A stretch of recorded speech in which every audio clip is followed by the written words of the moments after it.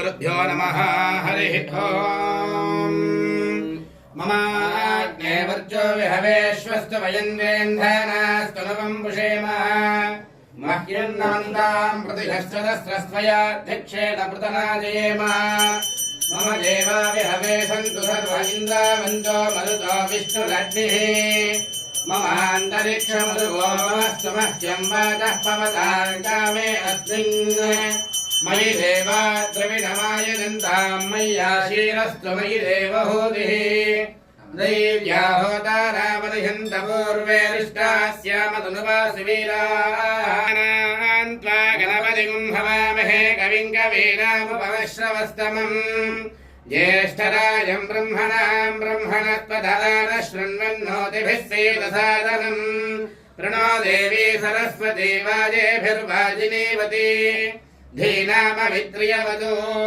गुरुब्रह्मा गुरुर्विष्णुर्गुरुर्देवो महेश्वरः गुरुः साक्षात् परम् ब्रह्म तस्मै श्रीगुरवे नमः। अयम् मुहूर्तः शुभमुहूर्तो अस्तु। एतत्समुहूर्तकाले सूर्यादीनाम् नवानाम् ग्रहाणाम् अत्यन्त आनुकूलशुभफलावाप्तिरस्तु।